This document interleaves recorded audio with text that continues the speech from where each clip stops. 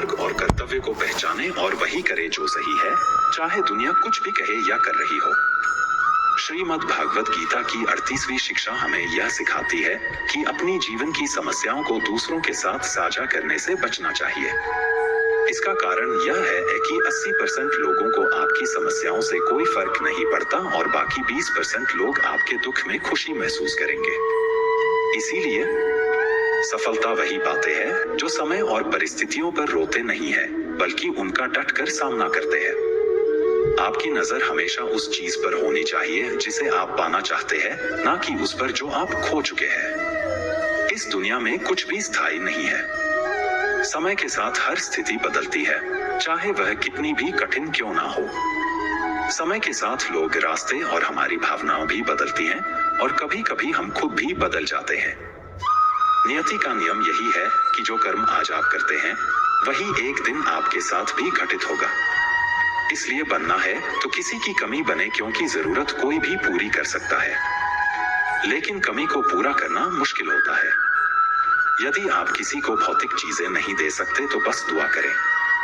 दुआ वह अनमोल तोहफा है जिसकी कीमत हर इंसान जानता है और जिसे पाने के लिए अमीर भी हाथ फैलाता है।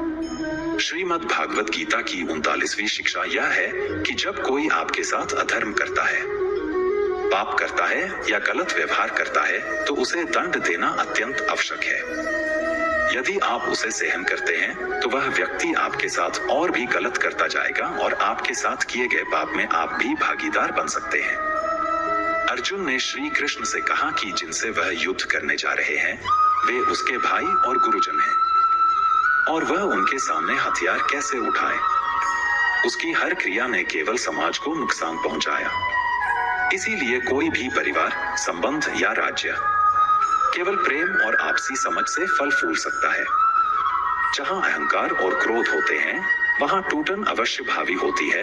प्रेम वह आधार है जो रिश्तों को स्थिर और अटूट रखता है, जबकि अहंकार और क्रोध अंततः उन्हें नष्ट कर देते हैं। श्रीमद् भागवत गीता की 44वीं शिक्षा यह समझाती है कि वर्तमान में जीने का महत्व सबसे अधिक है। भविष्य की चिंता और अतीत की यादों में खोए रहने वाला व्यक्ति जीवन में कभी सच्ची खुशी नहीं पा सकता।